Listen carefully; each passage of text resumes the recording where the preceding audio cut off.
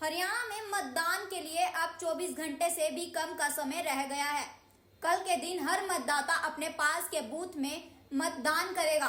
मतदान करने में लोगों को ज्यादा परेशानी ना हो, इसके लिए आज गुरुग्राम के सेक्टर 14 महिला कॉलेज में सभी पोलिंग पार्टियों को बुलाया गया और उन्हें ईवीएम से जुड़ी तमाम जानकारी दी गई, जिससे कि पोलिंग पार्टियों को और मतदाताओं को कोई परेशानी ना झेलनी पड़े। पूरे गुरुग्राम में लगभग 7,000 पोलिंग पर्सनल है, जिनकी जिले में ड्यूटी लगाई गई है। वहीं हर पोलिंग टीम के साथ एक पुलिस कर्मचारी की भी ड्यूटी लगी है और इन सभी को बसों के द्वारा पोलिंग स्टेशन तक छोड़ा जाएगा। देखिए, इसमें हमारे जो ज़िले में 1333 बूथ हैं, उन पे इलेक्शन की पूरी प्रक्रिया कल की जाएगी। उस सिलसिले में हमने आज जो हमारी पोलिंग पार्टीज़ हैं उनको यहाँ बुलाया हुआ है सेक्टर 14 कॉलेज में, और सबको ट्रेनिंग करवाई जा रही है। ट्रेनिंग के बाद ईवीएम का हैंड्स ऑन सबको कराया गया है, ताकि ईवीएम की ट्रेनिंग ईवीएम के द्वारा, ताकि उनको ईवीएम की सारी टेक्निकलिटीज समझ रहें। और उसके बाद उन पोलिंग पार्टीज़ को साथ में जो एक पुलिसकर्मी है वो उनके साथ बैठ करके और बसों के ज़रिए उनको अपने अपने बूथ पे भेजा जा रहा है। लगभग 7,000 पोलिंग पर्सनल हमारे ज़िले में इस समय डिप्लॉय हुए हैं और हमने पर्याप्त रिजर्व भी रखा है, ताकि आवश्यकता पड़ने पर उनको यूज़ किया जा सके। आज हमारा पूरा प्लान ये है कि जो हमारी पोलिंग पार्टीज़ हैं वो अपने बूथ पे पहुंचेंगी, वहाँ पे बूथ सेटअप करेंगे, वोटिंग कंपार्टमेंट वगैरह बनाएंगे। जो हमारी बेसिक फैसिलिटीज़ हैं वोटर्स को, चाहे वो पानी की हो, उनके टॉयलेट की हो, वेटिंग एरिया की हो, पंखे की हो, वो सब जांच करेंगे और सेक्टर ऑफिसर्स के थ्रू हमें फीडबैक देंगे कि ये सारी सुविधाएं वहाँ पे हैं या नहीं है। इसके बाद सारी की सारी पोलिंग पार्टीज़ रात को वहीं अपने बूथ पे रुकेंगी और सुबह 5:30 बजे मॉक पोल होगा। वो मॉक पोल है वो जो कैंडिडेट्स हैं उनके जो एजेंट्स होंगे, पोलिंग एजेंट्स, उनकी प्रेजेंस में किया जाएगा और 7 बजे से वोटिंग की प्रक्रिया शुरू हो जाएगी। दिन भर जो है वोटिंग की प्रक्रिया रहेगी, शाम को 6 बजे तक वोटिंग चलेगी और उसके बाद सारी मशीन्स को सील करके, डॉक्यूमेंट्स को लेकर के पोलिंग पार्टीज उन्हीं बसों में उन्हीं पुलिसकर्मियों के साथ यहाँ पे आएंगे और अपना सामान जमा कराएंगे और हम ये सारा फिर ईवीएम्स और डॉक्यूमेंट्स स्ट्रॉन्ग रूम में रख देंगे। तो ये पूरी हमारी पोलिंग प्रक्रिया जो है वो कल तक की रहेगी। इसमें हमने लॉ एंड ऑर्डर के नज़र से 85 सेक्टर मजिस्ट्रेट्स भी लगाए हैं और 37 जोनल मजिस्ट्रेट लगाए हैं। इमीडिएटली कहीं कोई प्रॉब्लम ना हो, इसके लिए हमने 19 क्विक रेस्पॉन्स टीम्स QRTs बनाई है। QRTs का जिम्मा ये रहेगा कि कहीं पे भी कोई भी ऐसी बात या समाचार आता है जहाँ पे पोलिंग में कोई प्रॉब्लम है, लॉ एंड ऑर्डर इशू है, तो तुरंत वहाँ रेस्पॉन्ड करेंगे। ये QRTs में IAS या HCS अधिकारियों की अध्यक्षता में बनाई गई है। इसके अलावा जो जोनल मजिस्ट्रेट और सेक्टर मजिस्ट्रेट जो है, तो सेक्टर मजिस्ट्रेट के साथ एक सेक्टर पुलिस ऑफिसर भी होगा और उसके साथ 5 लोगों की पुलिस की पार्टी होगी। किसी भी बूथ पे कोई दिक्कत आती है तो वो पार्टी, सेक्टर पुलिस ऑफिसर और सेक्टर ऑफिसर दोनों मिलकर के वो तुरंत वहाँ पहुँचेंगे और उसको सॉर्ट आउट करेंगे। जो सेक्टर मजिस्ट्रेट होगा उसकी गाड़ी में हम रिजर्व ईवीएम भी रखेंगे। अगर कहीं ईवीएम की खराब होने की संभावना निकलती है तो तुरंत वो ईवीएम वहाँ पहुँचा देंगे और मास्टर ट्रेनर्स भी हम ईवीएम के उनकी गाड़ी में बिठा के रखेंगे और रिजर्व पोलिंग ऑफिसर्स भी रखेंगे। हमारे ज़िले में टोटल 113 क्रिटिकल पोलिंग बूथ हैं, तो वहाँ पे हमने ये इंश्योर कराया कि CAPF की डिप्लॉयमेंट भी रहेगी स्टेट पुलिस के अलावा, और जो हम उनकी ड्रोन की निगरानी भी उन पोलिंग स्टेशंस की करा रहे हैं। इसके अलावा जितने भी 1333 हमारे पोलिंग बूथ्स हैं, इन सब पे वेबकास्टिंग रहेगी। तो इन पे CCTV कैमरे लगाए गए हैं और उनका डिस्प्ले जो डिस्ट्रिक्ट कंट्रोल रूम बना है DC ऑफिस में वहाँ रहेगा। वहाँ 45 लोगों की ड्यूटी लगाई गई है, 45 लोग लगे हैं जो इन सारे बूथों पे नज़र रखेंगे। तो एक ऑफिसर को 30 बूथों का जिम्मा दिया है, वो पूरे दिन उन 30 बूथों पे नज़र रखेगा, वेबकास्टिंग की फीड जो आएगी उसको, और अगर उसमें कोई भी गड़बड़ी होती नज़र आती है तो तुरंत संबंधित अधिकारी को सूचित करेगा। जो पोलिंग पर्सनल आज जिनकी हमने ट्रेनिंग दी है उनके लिए हमने सारे प्रबंध किए हैं, जैसे कि उनके खाने का इंतज़ाम, पीने का पानी, टॉयलेट्स। बूथ पे भी हमने इंश्योर कराया है कि उनके रात के रुकने की व्यवस्था समुचित तरीके से रहे, उनके पास बिस्तर वगैरह हो, खाने का सामान हो, उनका टॉयलेट्स हो, पीने का पानी प्रॉपर हो, ताकि उनका बूथ सेटअप और उसके उनका स्टे कंफर्टेबल रह सके। जो हमारे वोटर्स आएंगे कल, उनके लिए भी हमने बढ़िया इंतज़ाम किए हैं, चाहे वो पीने का पानी हो, चाहे वो टॉयलेट्स हो, वेटिंग एरिया हो, पंखे हों, शेड हो, वो सारी इंतज़ाम हमने कर दिए हैं। चूँकि गर्मी का सीज़न बहुत ज़्यादा है, हीट वेव चली हुई है, इसलिए हमने ORS की की व्यवस्था भी बूथ पे रखी हुई है और मेडिकल किट भी जो है वहाँ पे रहेगी। इसके अलावा हमने 12 एम्बुलेंसेज जो है वो तैयार रखी हैं, वो उनको एरिया डिप्लॉय किया गया है। अगर कहीं पे ज़रूरत आती है तो तुरंत एम्बुलेंस भी पहुंचेगी और हर एक बूथ पर एक हमारा पैरामेडिक ऑफिशियल भी रहेगा, ताकि किसी भी कोई वोटर को या पोलिंग पर्सनल को दिक्कत आती है तो उसका ध्यान रखें। जो ग्रामीण क्षेत्र हैं, रूरल एरियाज हैं, वहाँ पे जो महिलाएं पर्दों के साथ आती हैं, चाहे वो घूंघट हो, चाहे कोई और पर्दा हो, बुर्का हो, उनकी आइडेंटिफिकेशन के लिए हमने आंगनवाड़ी वर्कर्स की ड्यूटी लगाई है महिलाओं की। तो पोलिंग पार्टी के सहयोग करेंगी वो, और जो ग्रामीण क्षेत्र में पर्दा नशी जो महिलाएं हैं उनको आइडेंटिफिकेशन में आंगनवाड़ी वर्कर हेल्प करेंगे। तो ये कुल मिलाकर के हमारा अरेंजमेंट है और हमारा पूरा विश्वास है कि हम सब लोग मिलकर के कल की जो पूरी चुनाव प्रक्रिया है उसको फ्री एंड फेयर तरीके से कराएंगे। और वोटर से मेरा रिक्वेस्ट ये रहेगा आप सभी मीडिया साथियों के जरिए कि वो बड़ी से बड़ी संख्या में आएँ और वोट डालें, क्योंकि ये एक लोकतंत्र का पर्व है और पर्व को बहुत अच्छे तरीके से मनाया जाना चाहिए। 5 साल में एक बार इस तरह का अवसर मिलता है, तो ये ना केवल उनका हक है बल्कि उनकी जिम्मेदारी भी है कि वो अपने वोट का जो है इस्तेमाल करें और वोट डालें। तो मैं सभी वोटर से जो हमारे जिले के हैं उनसे आग्रह करता हूँ कि वो बड़ी से बड़ी संख्या में वोटिंग करें। सर, दिव्यांग और वृद्धों के लिए किस तरह के प्रोग्राम हैं? जो दिव्यांग और वृद्ध लोग हैं उनके लिए हमने व्हील चेयर्स की व्यवस्था तो की ही है बूथ पे।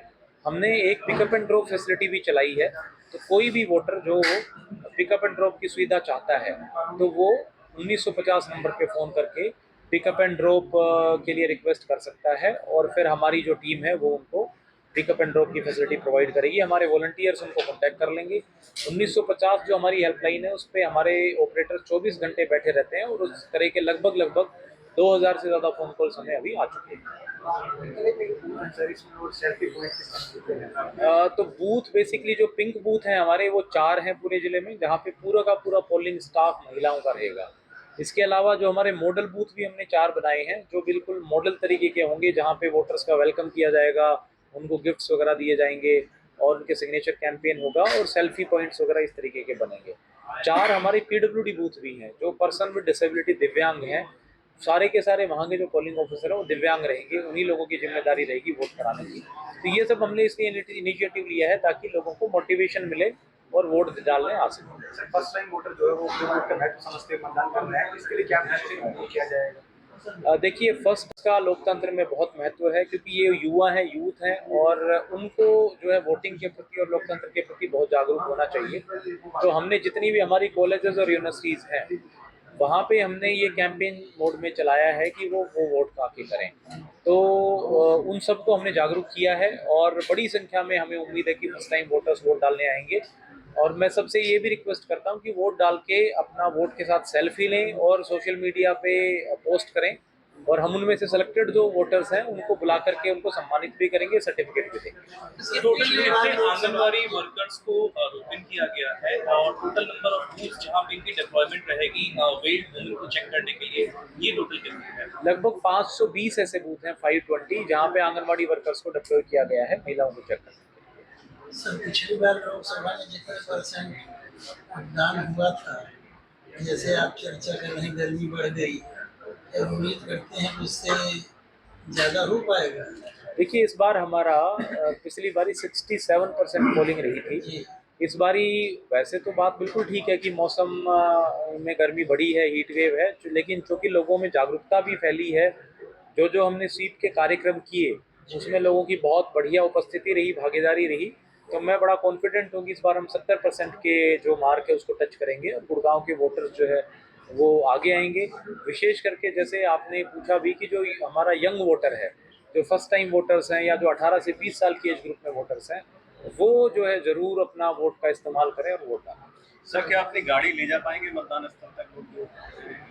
तो मतदान स्थल पे बेसिकली बिल्कुल आप अपनी गाड़ी से भी जा सकते हैं, लेकिन मतदान स्थल के कुछ एरिया के बाहर हमने जो पार्किंग अरेंजमेंट्स देख करके ऐसे किए हैं कि उसके बाद उसके आगे गाड़ी ले जाना अलाउड नहीं होगा। और जो बूथ है, आपका बूथ बना है, उस पे उसके अंदर फ़ोन जनरली नहीं अलाउड होता। तो मेरी सभी वोटर से ये रिक्वेस्ट रहेगी कि फ़ोन जो है वो अपना गाड़ी में या अपना घर या अपने किसी सहयोगी के पास दे करके फिर बूथ में एंटर करें, ताकि आप आराम से मत अपना डाल सकें। सर कल वोटिंग डे भी है और वीकेंड भी है, तो किस तरह से वोट करके अलग अलग क्षेत्र में डिस्काउंट और ऑफर्स मिल सकते हैं उसके बारे में? तो उसमें हमने काफ़ी सारे जो रेस्टोरेंट हैं या बाकी और कमर्शियल शॉप्स हैं, किराना स्टोर हैं, होटल्स हैं, उनसे संपर्क किया है और सबने हमें ये आश्वस्त किया है कि जो भी कल वोट डाल करके और ये इनमें जाएगा और अपना वोट डालने का साइन जो है अंगली पे दिखाएगा वोट डालने का, तो उसको वो आकर्षक डिस्काउंट्स वो देंगे। इसके अलावा हमने भी, जैसे मैंने कहा कि सेल्फी अगर आप वोटिंग के खींचते हैं तो हम उनको भी सम्मानित करेंगे। विशेष करके बच्चों में, स्कूल बच्चों में एक कैंपेन है कि अगर स्कूल के बच्चे अपने माता पिता का, अपने पड़ोसी का, रिलेटिव्स की जितनी ज़्यादा फ़ोटो अपलोड करते हैं कि उन्होंने वोटिंग के टाइम पे खींची और अपलोड की, उन सबको फिर हम स्कूल के बच्चों को विशेष आकर्षक अवार्ड्स जो है वो सरकार के द्वारा घोषित किए गए हैं। इसके अलावा जहाँ तक बूथ के आसपास के अरेंजमेंट की बात आती है तो एक तो धारा 144 हमने लगाई है। सो जो उस एरिया में 5 से ज़्यादा व्यक्ति जो वोटिंग के अलावा किसी चीज़ के लिए इकट्ठे होते हैं, कोई लीगल एक्टिविटी के लिए, वो बैन कर दी गई है। जो हमारे शराब के ठेके हैं वो आज और कल बंद रहेंगे शाम को 6 बजे तक, और जिस दिन काउंटिंग होगी उस दिन भी बंद रहेंगे। जो हमारे रेस्टोरेंट हैं, बार हैं या टेवर्न्स हैं, उन किसी पे भी शराब नहीं परोसी जाएगी। तो लिकर की जो सर्विंग है वो इन सब पे बंद रहेगी। और अगर कोई कहीं पे, हमने एक्सक्लूसिव टीम्स बनाई हैं एक्साइज डिपार्टमेंट की और पुलिस की, जो कि इन रेस्टोरेंट की, बार की इनकी चेकिंग करेंगे।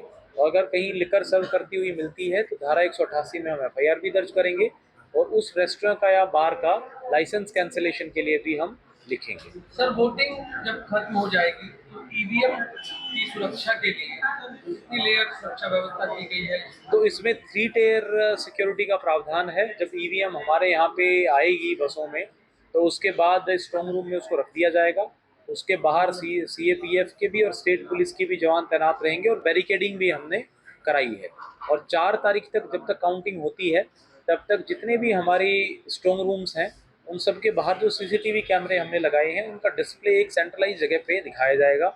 और अगर पॉलिटिकल पार्टीज़ हैं या कैंडिडेट्स हैं, उनके एजेंट अगर चाहें तो बैठ करके उसका डिस्प्ले देख सकते हैं और ये इंश्योर कर सकते हैं कि जो स्ट्रॉन्ग रूम की जो सील है वो इंटैक्ट है और स्ट्रॉन्ग रूम कभी भी ना खोला गया है, ना उसमें कोई मूवमेंट हुआ है।